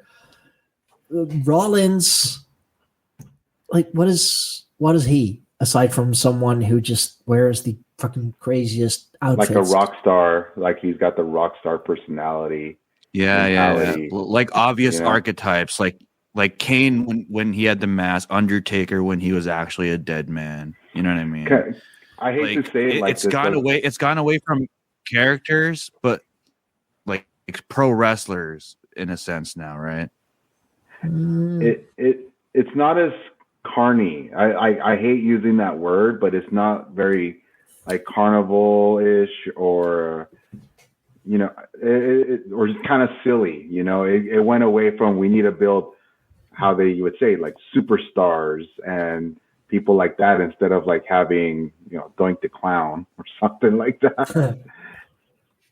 Yeah, or like literally blue collar jobs as wrestlers, a freaking a trash man, IRS, a security guard, IRS, fucking big boss, Dr. Isaac Yankum, fucking dentist. that was a weird period in wrestling, or like an actual, I think an actual baseball. We had an actual baseball as a character. There was shut up. What? There was a time. Yeah, no, but like the dude like painted his face like as a baseball and wore like the jersey and everything. Who was that again? I believe that was. Like, oh my god, that was the thing. I swear that was the thing. It might have been WCW or WWE. I wouldn't doubt it because they had silly characters like I got you. Like the shark. His name was Knuckleball. His name was Knuckleball. Yeah. Yeah, the second one. Knuckleball, yeah.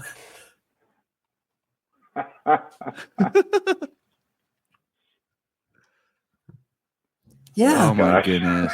He was a literal baseball. Yo, he wrestled for the F, man. He made it. Is that the Brooklyn Brawler? No, right?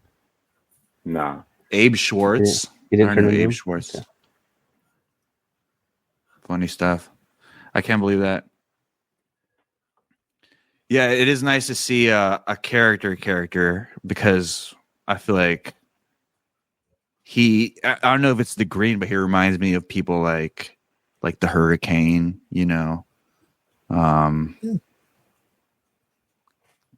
I would say Dan Houser a little bit, just because Dan Houser plays a wizard character and acts as a wizard character. Houser. You know what I mean?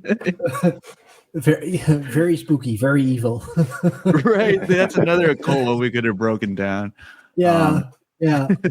I love that guy, cursing someone. And to the point where it affects other wrestlers, like that's genius. Or I feel like creativity, It's original. Yeah. It's original. Yeah, it is. Pretty cool. I wanted to say we were talking about Penta versus Ray Fenix before we had connection issues. Yeah. I want to do a study and observe how many wrestlers are successful because they have good entrances, right? One wrestler that's heavily under criticism is Jey Uso. They're saying that he only has an entrance and that's why he's getting pushed. But it goes back to evoking a spirit during your entrance ritual. Maybe that's why you're tapping into that creative force, or you're tapping into whatever energies in the arena. You know what I mean? Opposed to people with bland entrances where they don't really get into character type shit. Because what Penta has, he has the Cerro Medio. I don't know if that's some kind of mudra ritual that's affecting, you know what I mean, his attention. It kind of is for him. It is like it's what he lives by. Cero miedo, no fear.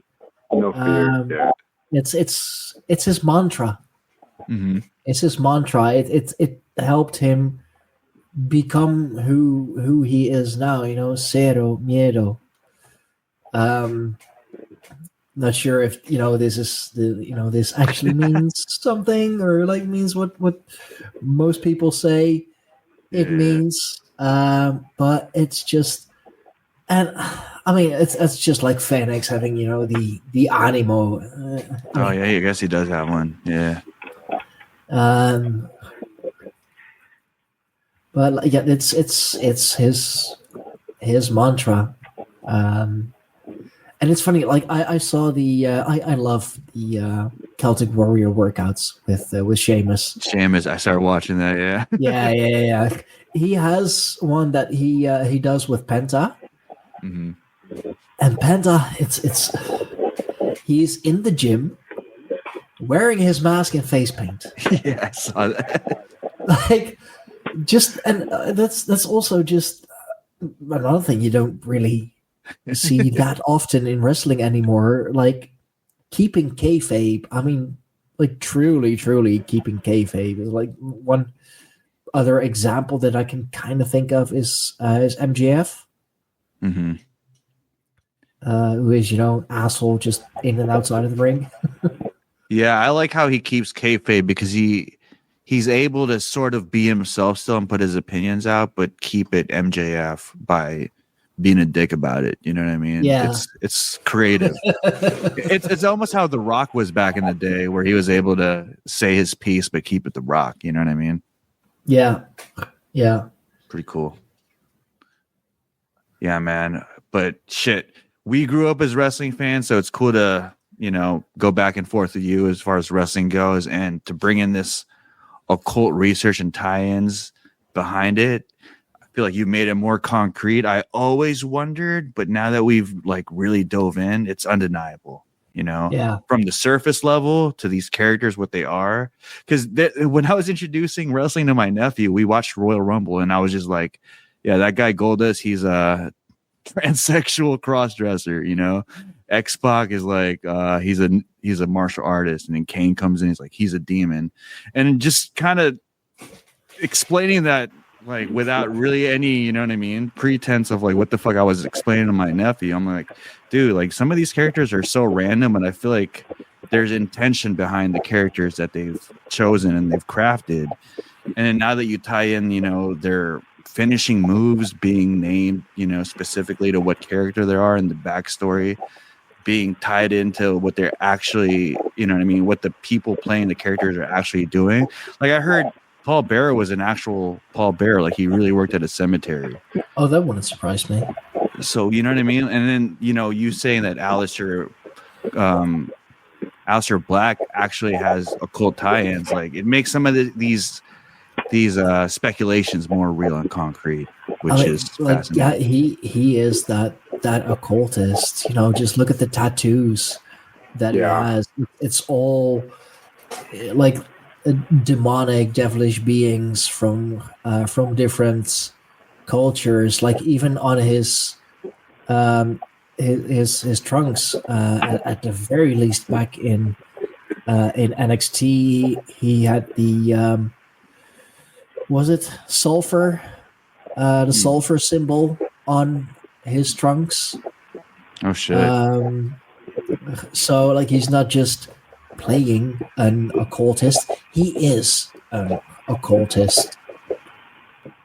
So, and he is like one of the most occult, like blatantly occult ones that is out there.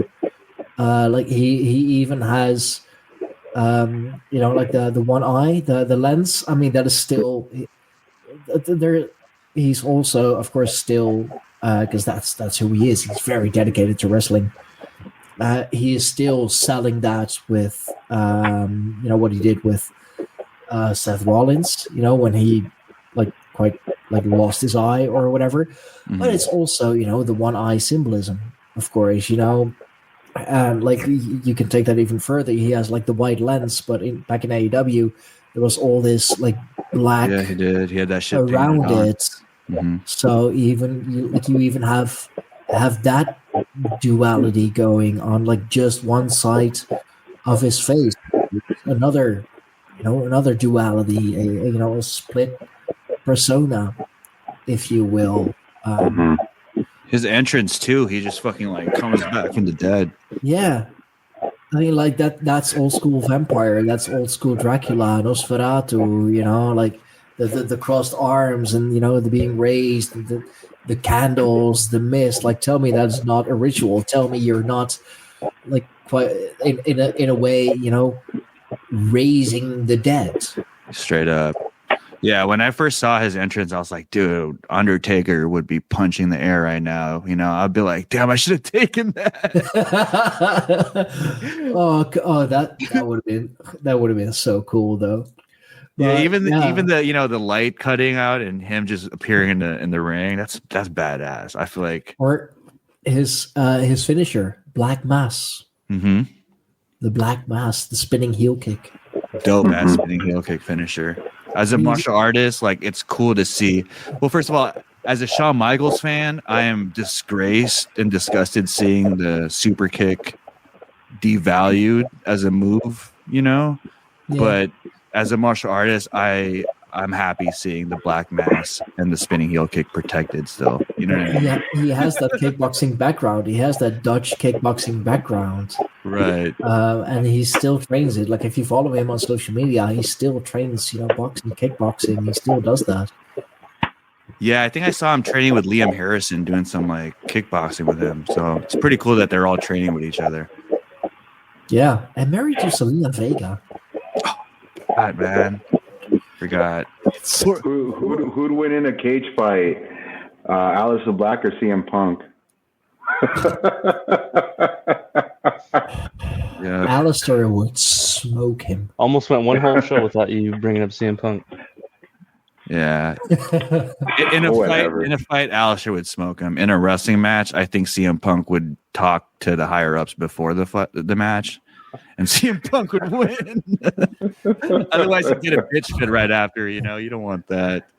That's funny. I mean, then again, like, props to CM Punk for trying, at least, for making it into the UFC. It wasn't really that successful. Yeah. But hey, he did it. Yeah, I think you can always say that for sure. One of his fights got overturned too, so that's going to age well. You know what I mean? Yeah. Yeah. Probably. I remember that. What was it, like the Jackson fight? Michael Jackson. His opponent juiced or something, like. Right. I think, like, yeah, I lost, but technically I won. It's like. As a straight edge, I feel like that's something under your belt to have went into a cage fight against someone who was juiced. It's like, yeah, straight edge for life, man. We won. We won at the end. But then with was it Mickey Gall? That was a minute and a half. Yeah, he just took him down and subbed him. Yeah, like granted. Well, first of all, as a wrestler, like, how dare you not know how to grapple, first of all? But, like, as an amateur mixed martial artist, like, I can understand how lost you would be once you get taken down by a high-level grappler like that, Yeah, no, for sure. Like, there's well, yeah, there's like wrestling and there's like wrestling. I train jiu-jitsu myself. I'm even wearing like the hoodie from my dojo. And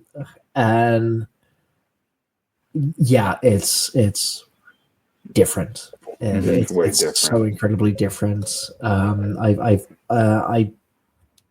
done a few competitions, and yeah, just training on the mat, and then actual competition, like, that's already vastly different. Imagine coming from a background in, yes, wrestling, but where you have to be light and have to work with each other. Like, when you're mounting someone, you're not putting your full weight on them. You're still, staying light, because you have to be able to be like thrown off, like for the story, or when you suplex someone, the other one. Sorry. Giving out the secrets here. But I mean, like, it's 2025. We all know. Like, the other one, like, fucking jumps with you. So right. It's cooperation. It's keeping yourself light. Like, even with a stalling suplex, it looks fucking badass. But the one, who is upside down is having the hardest time. Just the core strength you need to keep yourself upright, like that. Just like the Canadian Destroyer too. Like, when I found out how to do that move, I was like, oh man, like, it's not as impressive as it No, it's basically just the other doing a backflip. That's why some moves just don't make sense. Right. The styles clash, for example, looks brutal, but like what's really happening? Nothing. It's interesting. I feel like the pro wrestlers that have background into actual grappling, I feel like they're the better wrestlers, just because if you've trained jiu-jitsu then and you've been training jiu-jitsu and you're not like new at it, then you know that half of training is staying healthy and not getting injured. And so you don't full red line during rolling or training, and that transitions well when you wrestle because you want to protect your partner or whoever you're going up against. You know what I mean? And I think that's also why Baron Corbin was such a great wrestler. He had that. He trains jiu-jitsu. He was a great martial artist and a former Golden Glove boxer.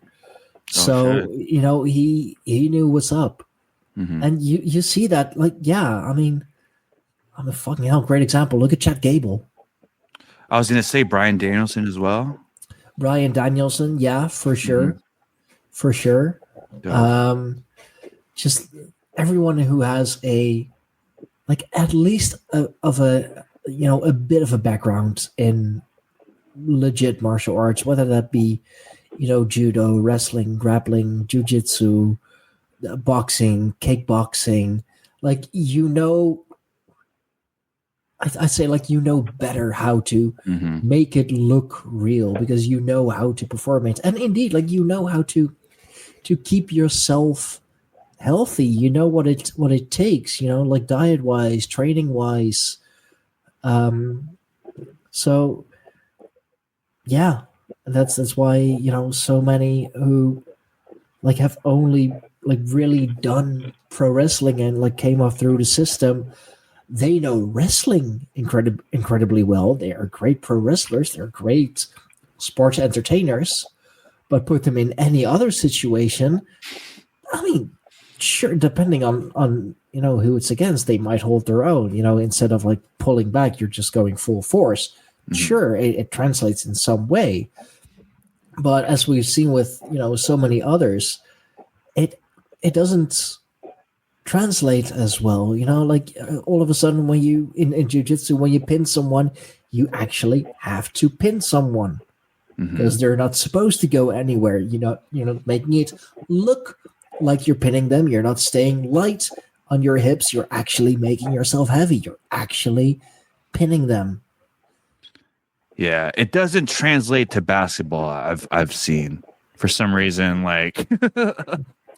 martial artists have trouble, or wrestlers have trouble transitioning to graceful sports like basketball. But yeah, you're right. I think they do transition to other sports pretty well. And that's why guys who played American football or rugby, they make great wrestlers because they already know what it's like to of course train hard. They have that that hand eye foot coordination. They know the footwork. They know where to stand, how to jump. All of that. So it's the full contact sports. Yeah. Let's say those kind of people make the best. Or usually have the best transitions to pro wrestling because really all they have to learn is stay light, work with. Yep. Or cut a promo that can make or break your wrestling career. True. Or your political career, since we're crossing over between the fine line between. I've heard that on a different podcast before, more of a philosophical politics kind of podcast.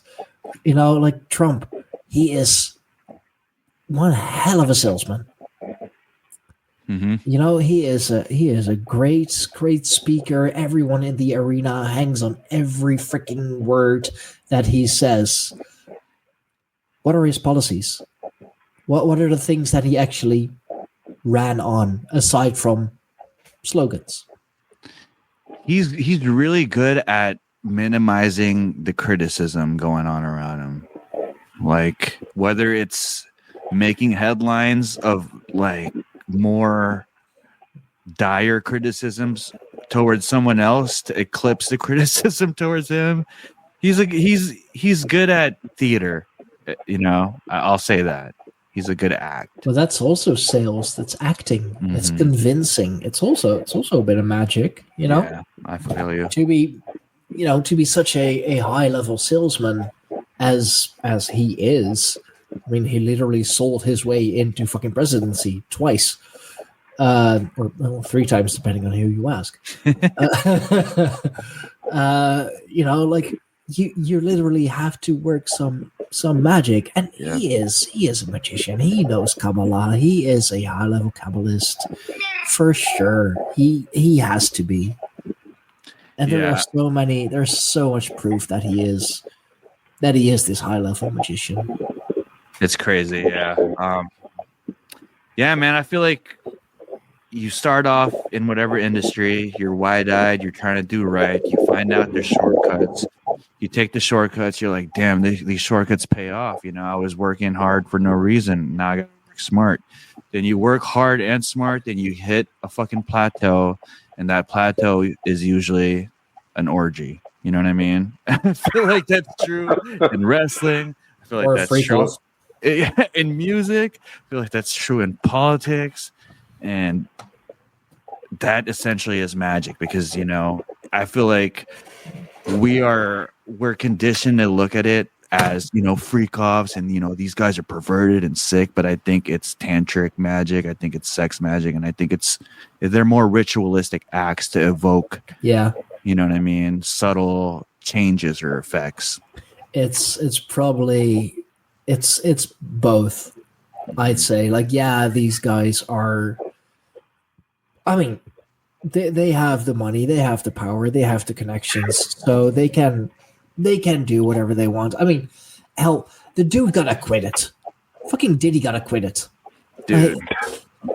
He didn't do it. Diddy didn't do it.